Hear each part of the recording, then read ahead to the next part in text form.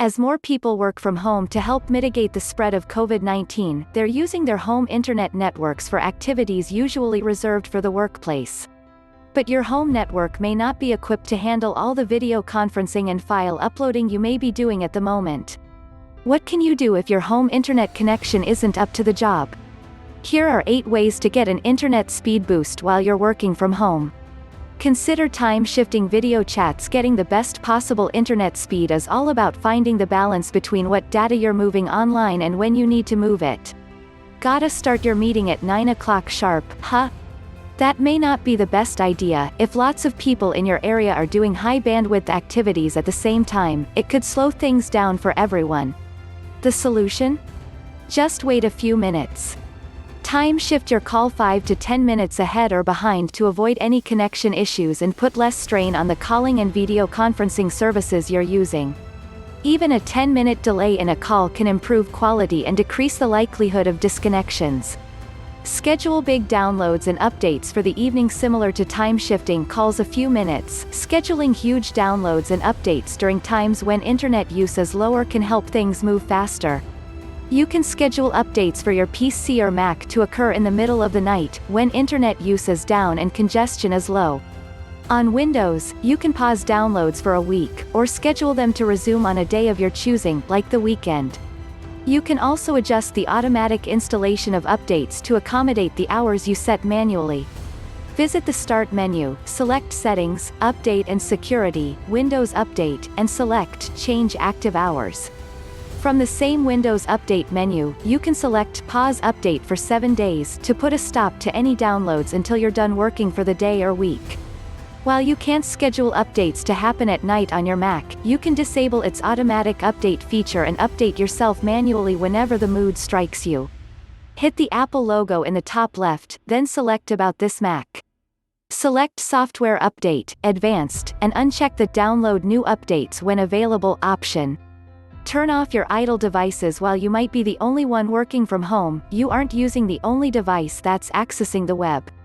While you might not think your smartphone is doing a lot of downloading in your pocket or your PlayStation is doing much in rest mode, idle devices can still pull down software updates, eating up precious bandwidth. Shut down, unplug or disconnect your extra devices while they're not in use if speed is your priority. Understand your router's strengths. While every router is different, yours might have a few extra tricks up its sleeve. Many routers allow you to customize how traffic is divided among devices, letting you prioritize a particular device, putting your computer or smartphone first in line when it comes to sending and receiving data. It's a great feature, perfect for that conference call that's more important than your kid's Netflix binge in the next room over. Moreover, if you've got a dual-band router, one that supports both the 2.4 GHz and 5 GHz frequencies, consider moving your computer to the 5 GHz band, which typically offers faster speeds at the cost of decreased range. If you're a room over, you should be fine, but the farther you move away the more degraded your connection will be. Don't hide your router. Look, it's not your fault your router isn't much of a looker. Hiding it behind some knickknacks or putting it under a table might be one way to disguise it while staying online, but all that obfuscation is not doing you any favors in terms of connectivity. Doors, walls, and everything else in your router's way will degrade the range and connection strength, especially if you're working in another room. To alleviate the issue, consider showing off your wireless router, placing it somewhere prominent, or at least somewhere unobstructed. After all, it's not like anyone's coming over to criticize your interior design these days. Or just get a new one, but chances are you haven't upgraded your router lately, or you're using your modem's built-in wireless router capabilities to stay online. If you've got multiple people at home, all vying for the same internet connection, you might want to upgrade your router to one more capable of handling all that traffic from multiple devices. If you already work near your wireless router, you could be fine upgrading to one that supports mu-MIMO, a standard that lets multiple devices transmit and receive data simultaneously instead of waiting their turn if both your router and the device you're using supports MIMO. You could also invest in a mesh router network to fix any internet dead spots. Using a mesh network also means less stress on mesh router, as devices will connect to the closest router. Whatever you do, it's generally a good idea to avoid using the router that your internet provider supplied.